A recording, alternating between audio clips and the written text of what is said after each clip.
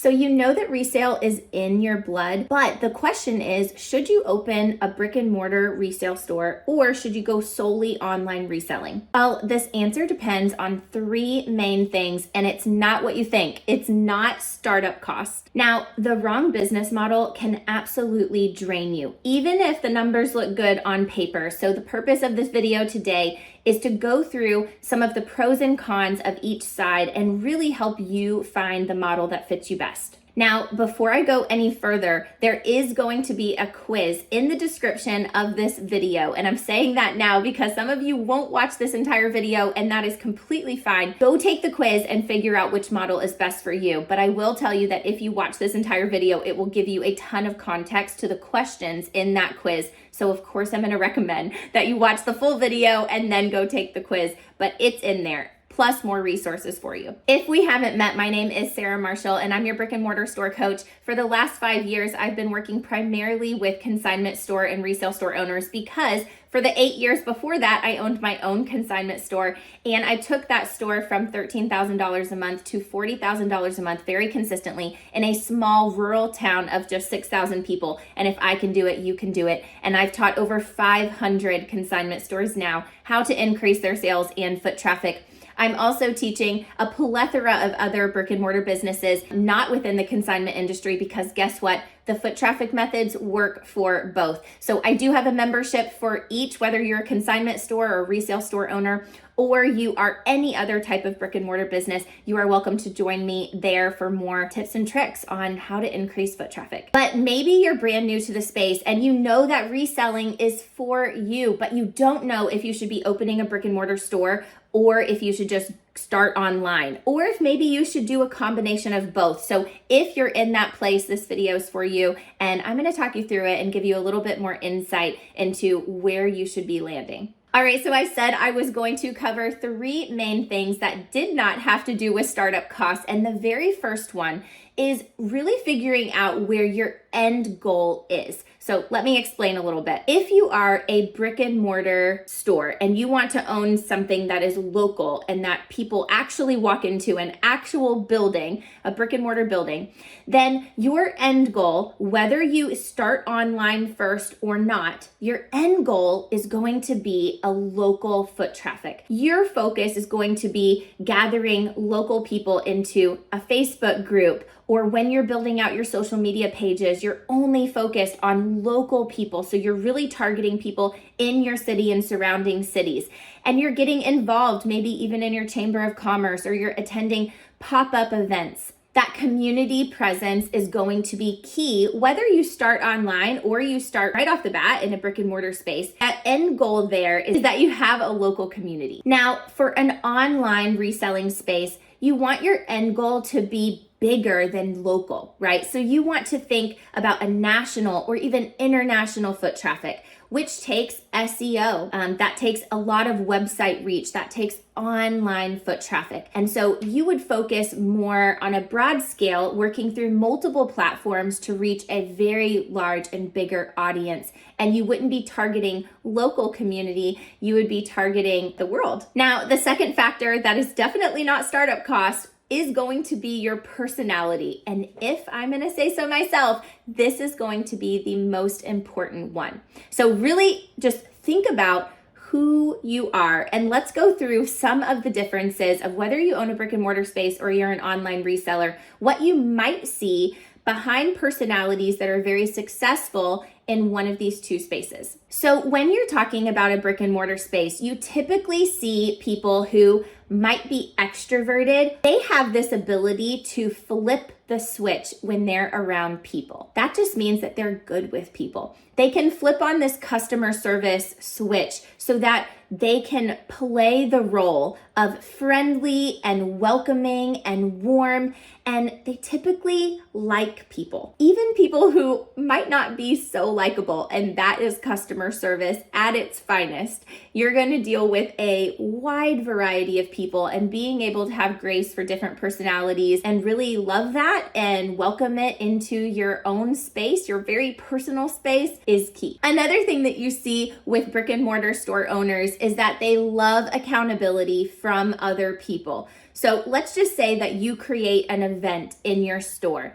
And once you put it out to the world and you advertise it to social media and you're telling your customers and your consignors about it, that is the motivation that you need to follow through with that event. Other people holding you accountable really plays a key role in your life. Now, personalities of an online reselling space might look a little bit different. Maybe your online reseller typically doesn't love to spend a ton of time around big groups of people. That's just exhausting to them. They're not so much your people who want to be in that full customer service role all day long. And it doesn't mean that you have to be extroverted to own a brick and mortar space and introverted to own an online reselling space. But I would say that if we surveyed the group, that's probably more so what you would find. Successful online resellers have this incredible ability to be self-motivated. So, they are sourcing all of their inventory and they have inventory just laying around in their house, and there's literally nobody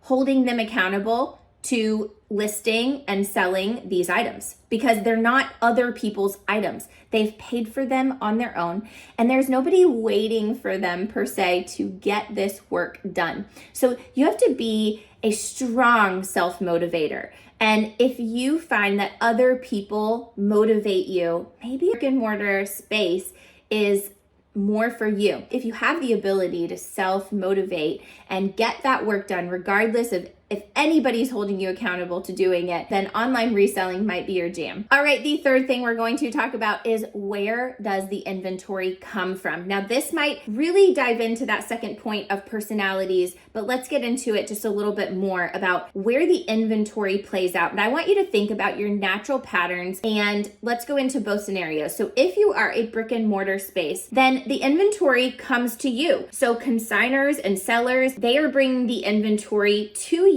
And you know what your jam is?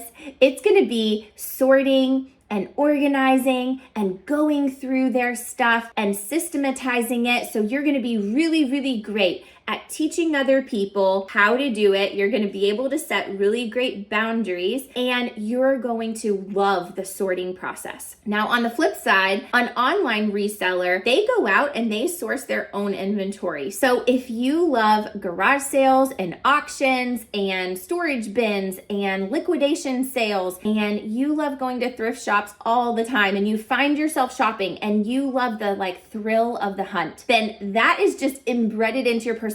And if you put that type of person in a brick and mortar space where all the inventory is coming to them and they don't get the opportunity to go out there and thrift shop and source, it's like you're squashing them. So you really have to think about, are you a natural shopper and you love the thrill of the hunt? Or are you maybe a brick and mortar store owner at heart and you really just want the inventory to come to you because you're really great at sorting and sifting through and organizing and creating systems around that? Both of these two people are very, very different. All right, those are the three factors that I would say are maybe the most important when considering whether you're going to be a brick and mortar store or be an online reseller. So I want to tell you about some of the hidden realities of online reselling versus brick and mortar store reselling. All right, let's go over online first. So if you are an online reseller, then some of the hidden realities here is, one, you need a really great space at home to be able to do this work. Typically, online resellers will have an entire room in their house dedicated to their job because their job is at home. And so whether that's like a shed in the backyard or air conditioned to keep all the inventory nice and clean, right? Or in your own house, you have to have some kind of space to be able to do this. And speaking of that self-motivation, man, it's huge. So some of the hidden realities of that is that you and possibly your family are the only ones seeing all of the inventory that's piled up that's not listed online to sell. And so you have to have that self-motivation, and that's a big deal for online resellers. Another one is geography. Some people literally just don't think, where do I live and are there enough places that I can source inventory locally to me? So how many thrift stores are in your area? How many garage sales are still happening? Do you have places within an hour of you that you can commute to source really great inventory? And the last thing would be like safety and zoning. So within your city and state parameters, there might be more restriction on having a business within your home if you're going to have any type of local local foot traffic. So even if you have just a few consignors, you might want to check into your local city and state laws on having a business in your home. Okay, now we're going to talk about the hidden realities of having that brick and mortar space. So the first one is definitely the startup cost. As opposed to an online store, which you can start up with like next to nothing. For a brick and mortar space, I mean, you need fixtures. You're talking about having a lease with rent and utilities and racks, and let's not forget the hangers, because you will literally never stop buying hangers if you're in a brick and mortar space, like thousands of dollars worth of hangers. Staffing would be another one. Eventually, you will want some sort of staff, even if it's one part-time person. But being able to hold a really decent amount of store hours all the time by yourself, literally every hour that you're open for the entire year, is difficult. So if you have a brick and mortar space, you have to eventually learn and be willing to have an employee, and there's things that come with that. I will not be able to say this word enough, but boundaries. And we did talk about that a little bit already, but man, if you're a brick and mortar store owner, you have to have the ability to have boundaries, meaning how would you feel if somebody came in, a consignor or a seller, and their clothes had an odor to them? And your boundary is, we don't take clothes that have an odor. Are you going to be able to stick with those boundaries? Do you feel comfortable enough letting somebody down with kindness while holding and maintaining the boundary that you've set for your store? Think about it, because this is absolute hidden reality of a brick and mortar space. Another one is definitely organization.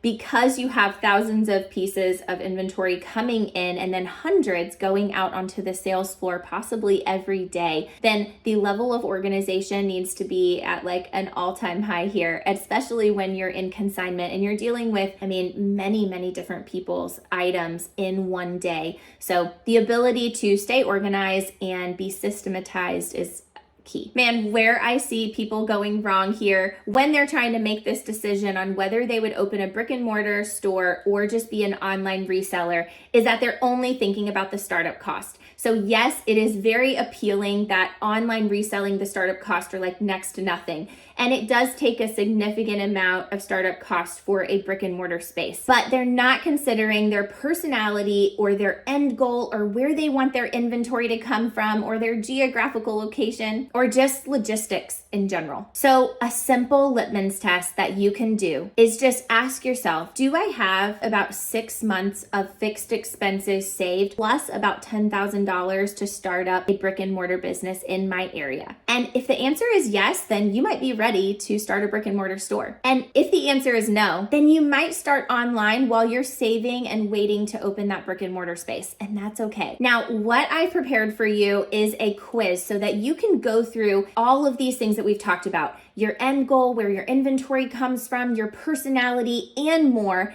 And you can just take this quiz, and all you're gonna do is answer yes or no questions. And at the end, it will tally up point system and just tell you whether you would be a better fit for brick and mortar or online reselling. So if you hit the link below, you are going to come to this page on my website, and all you'll have to do is hit this lovely button that says take the quiz. A quiz will get sent to your email address. Now I'm going to show you what that's going to look like. So there's 4 pages to this quiz. It's literally just yes or no questions. And once you get to the answer on whether you will be better for brick and mortar or being an online reseller, the very last page is going to be next steps. So I'm not going to leave you high and dry here. And even though I personally focus on brick and mortar businesses, I have a very trusted business and friends. They are in the consignment industry and they focus on online reselling. So shout out to Consignment Chats. They are amazing. I've done several different podcasts with them, and you can find my cameos with them on their YouTube channel. They have a plethora of information for online resellers. They also have a Patreon if you want to get more connected to their community. But on that quiz, on the next step section, you will find resources for both online reselling with Consignment Chats and brick and mortar business with myself, Four Corners University. It's been an absolute pleasure going through the differences of these businesses. I am a reseller at heart. So whether you are interested in brick and mortar or online reselling, we love you. you, and we're so excited that you are in this space with us. Choosing the best fit is definitely my intention of this video. It's just trying to point out that there are major differences between the two, and I hope that this video benefited you. If you want more information on how to run a brick and mortar consignment store, literally A to Z, everything you need to know, come and join me at Four Corners University, and I'll see you there.